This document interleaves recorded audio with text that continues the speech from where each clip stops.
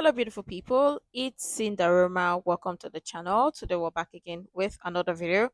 This is from the channel Culture Covered. Title reads NFL owners told Deion Sanders, "We don't want your son." Okay. We're going to check this together, and I will love your thoughts and your contribution in the comments below. Let's dive right in. Finally get home and get settled. 2 nights before pro day, I get bad dreams. So that's how I know, like, the devil was trying to work on me. Team that I won't allow him to play for. Whoa. This is my profession. I know what's behind the curtain. We ain't got to get back there for me to understand what's not prominent for my son. I'm not doing it. And if he doesn't listen to you? Who? No, you must mean owners. Like, not my son. We don't like his brashness. We don't like his absence of humility.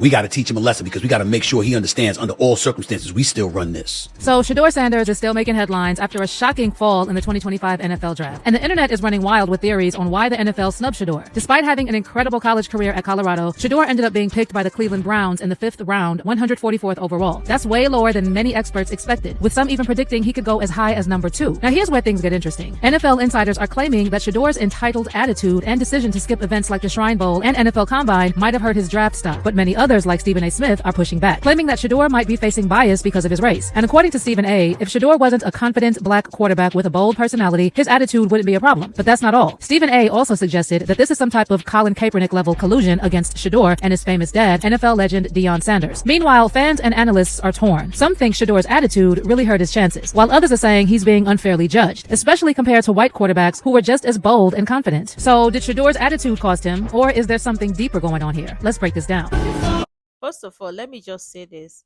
I don't get and I don't really understand why everything has to do or be about race, right? The fact that people always make things and bring the race card is alarming. And to be honest, we really have a long way to go in this society if we make everything about race.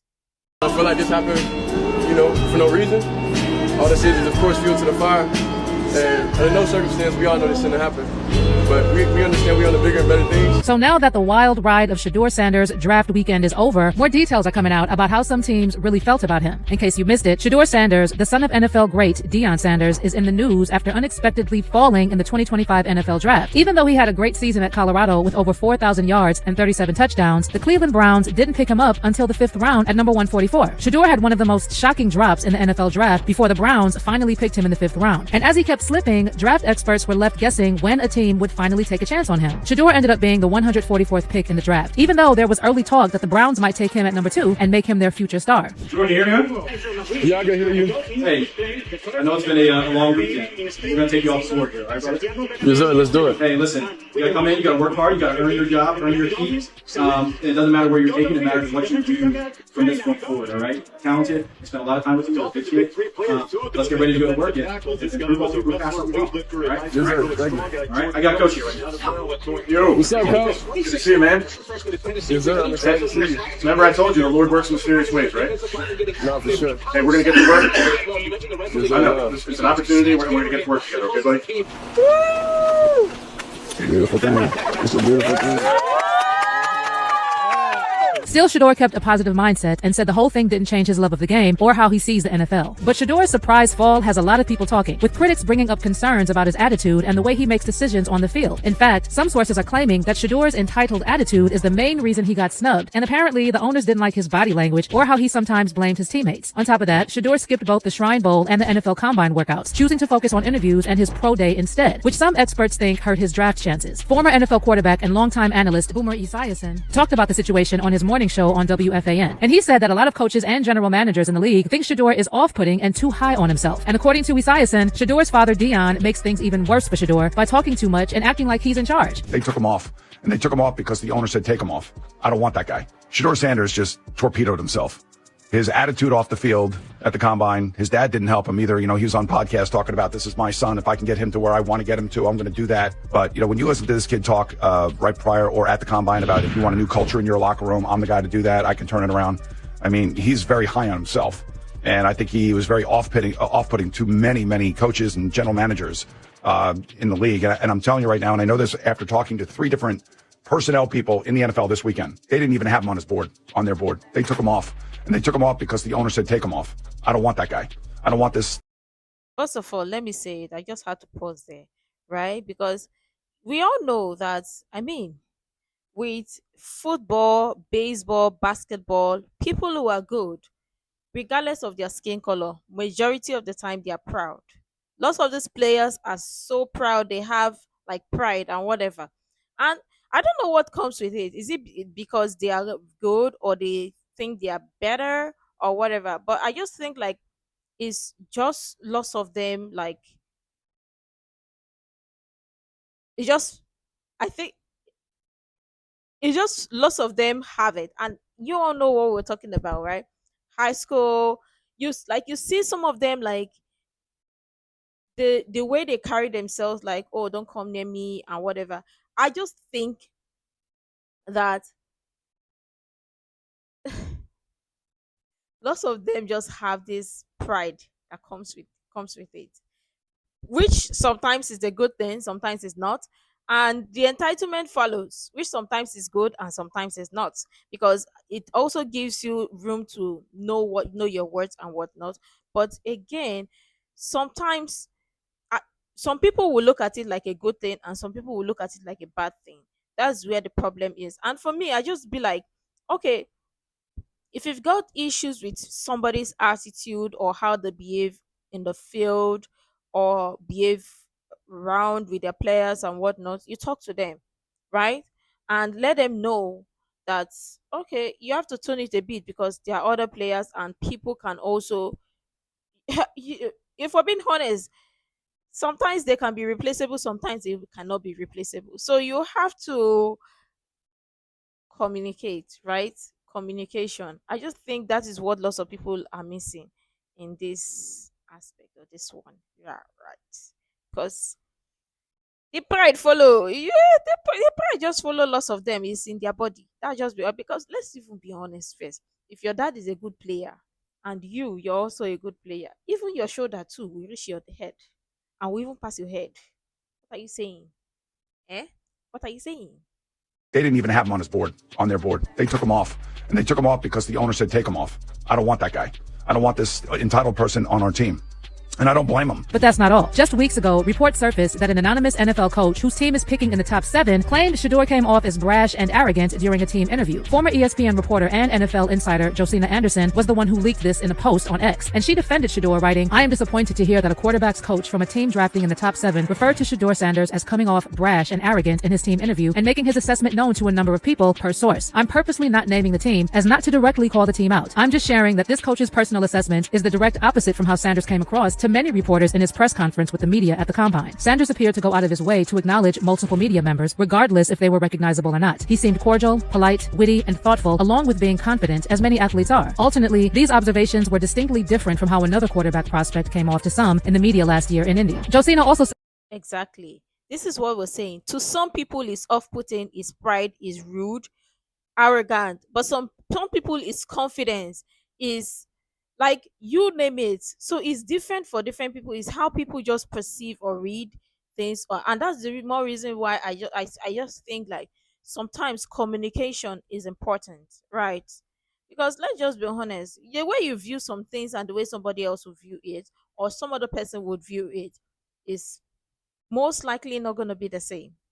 confident, as many athletes are. Ultimately, these observations were distinctly different from how another quarterback prospect came off to some in the media last year in Indy. Josina also said that according to league sources, this coach, who called Shedeur brash and arrogant, also said he has an issue with the culture of athletes who have broad fame and financial success before entering the NFL. But Josina pushed back and added, hopefully any potential biases towards the culture are being checked at the door, as not to unduly impact stock in business. The modern day college athlete is evolving, as is the scale of business and opportunities surrounding them before entering professional leagues. But more insiders later came forward claiming they heard the same thing about coaches and owners feeling like Shedeur was too full of himself. According to Fox Sports, Todd McShay, a longtime draft analyst, claimed he heard from two teams that they felt Shedeur was acting like he didn't care about what they thought of him in a way that wasn't a professional approach. Now, some folks are saying that the main issue is that Shedeur didn't really take the pre-draft process seriously. And by the way, his dad Deion did something similar back in the day when he refused to take a long test for the Giants, telling them he wouldn't still be available when they picked, and he was right. Before the 1989 NFL Draft, the New York Giants tried to give Deion Sanders a test. When Primetime walked into the Giants interview room, they handed him a book thicker than a telephone book.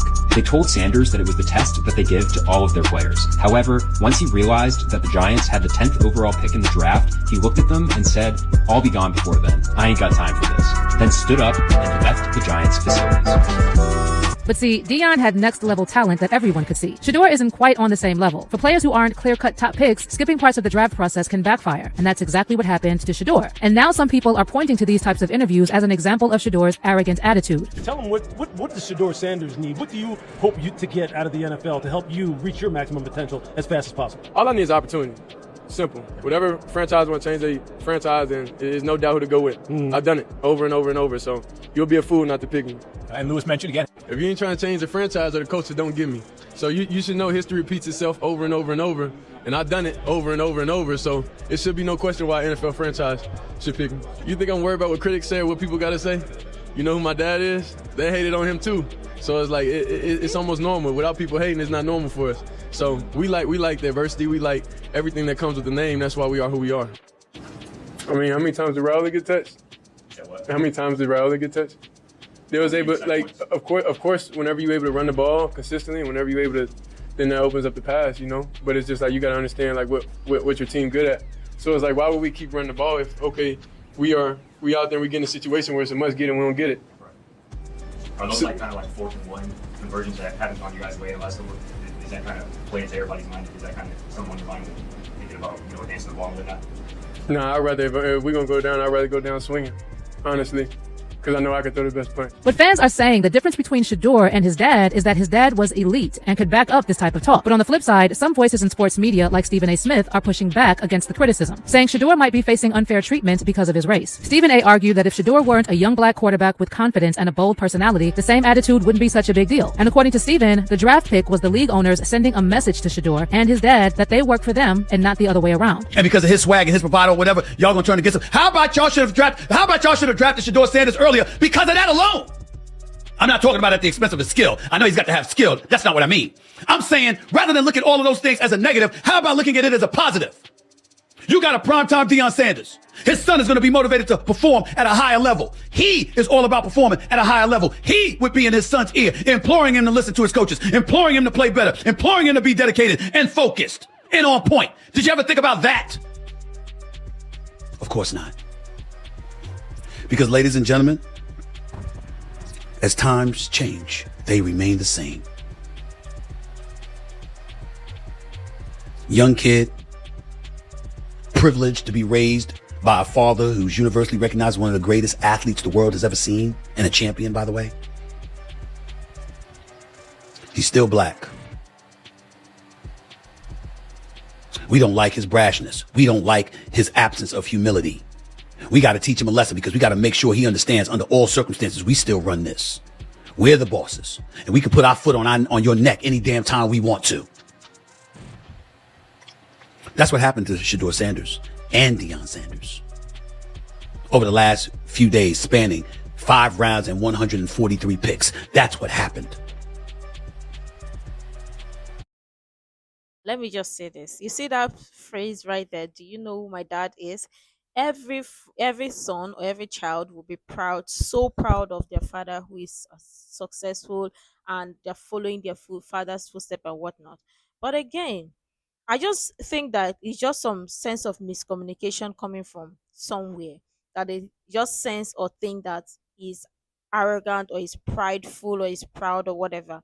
I don't see it that way because yeah, every athlete who knows their worth, do you think they should not carry their even sometimes some people, the way they carry themselves is not pride, but somebody from the outside will look at it and think it's to be proud or to be pride, which sometimes it doesn't even make sense. It's only when you get close to the person you realize, oh, the person isn't proud at all. It's just confidence. The way he enters the room and he holds that presence. It's not pride.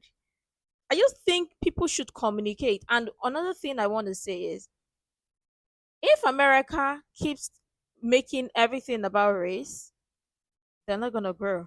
They're not going to leave that race talk or racism out because everything, they want to bring the race talk and whatnot. And lots of other countries are also watching. And it's now even crazy because some other countries be like, okay, America is doing it, let them also do it. So we're now seeing the race talk popular or on the rise in another country.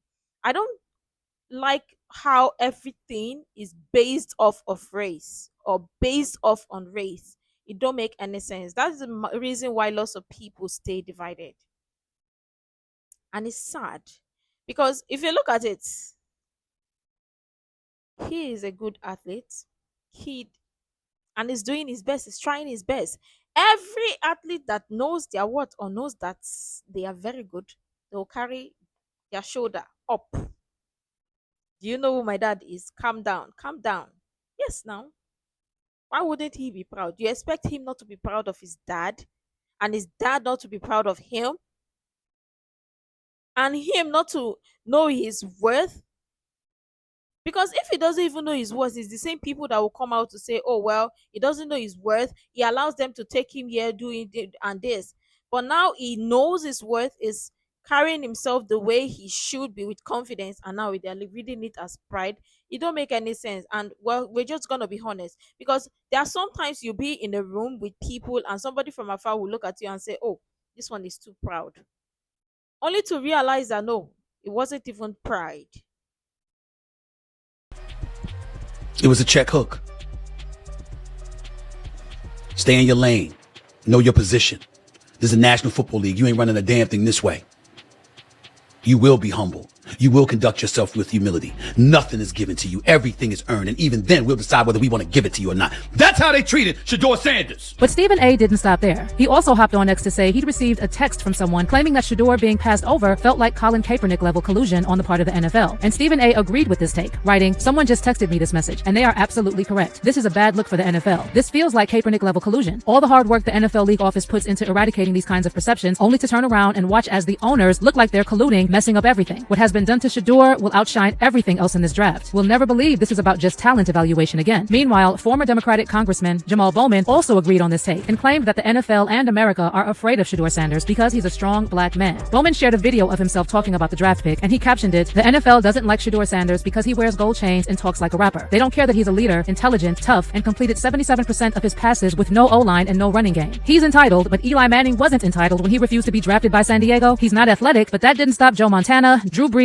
or Tom Brady. America continues to fear strong black men who come from means and have a strong sense of themselves without submitting to the dominant culture." But some fans pushed back on this argument, saying that Bowman isn't making any sense because the NFL is full of chain-wearing, rapper-sounding black athletes. One user replied to Bowman, "Race baiting is wild when the first pick of the draft was a black quarterback. Last year's first two picks were black as well. The NFL is 75% black and we're still race baiting. Wild AF." Fans also fired back at Stephen A.'s claims that this is some type of collusion against Shedeur. And a lot of people feel like Shedeur's attitude really is the main issue here. Someone wrote, "Shedeur Sanders refused to work out at the combine, absolutely bombed interviews, told teams not to draft him if they weren't ready to change their franchise and culture. This isn't collusion. Teams just don't want him because he expects to run the organization from day one." On the other hand, there are also many people who are siding with Stephen A. Smith and saying the NFL clearly has double standards when it comes to labeling athletes as entitled or arrogant. Many fans and commentators have pointed out how white quarterbacks with similar confidence or bold personalities are often praised as competitive or leaders, while black players with the same energy are criticized as arrogant or difficult. One fan wrote, "People acting as if Shedeur Sanders' attitude is what caused him to fall is hilarious. Baker Mayfield was an effing menace in college and went first overall. Hate Shedeur all you want, but he's obviously being blackballed." And someone else added, "Shedeur is a confident black quarterback from a great home with a supportive and present Hall of Famer father. When a black kid isn't timid and from the ghetto, they label him as having an ego and pass on him. I can't wait for him to pay his disrespect back with Super Bowls. SMFH." But what's your take on all this? Do you think Shedeur's race played a role in his draft position, or was it all about his attitude and sense of entitlement? Drop your thoughts in the comments below, and stick around for this next story.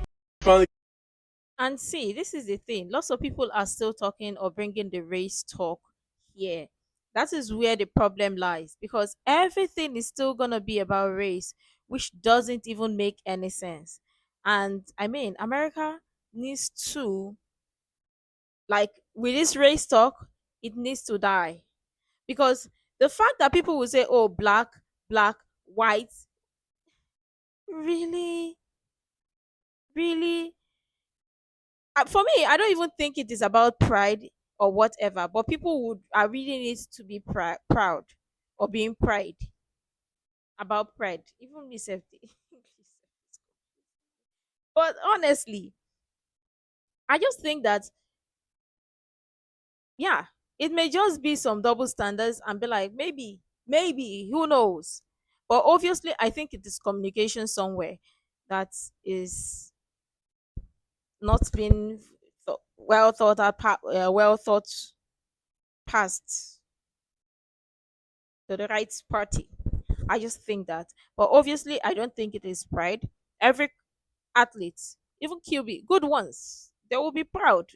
If you are not proud and confident and whatnot, what is there? Eh? So no, I just for me, I just think these people really love the wrong meaning to it. That's just what I think. And obviously, they shouldn't, or people shouldn't always base things off of race, because that is where the problem most of the time lies, because everything is now about race, which doesn't even make sense. It doesn't even work. But let me know what your thoughts are in the comments below. Make sure to like, comment, share, subscribe, and all of that stuff. And until next time, see you in the next video.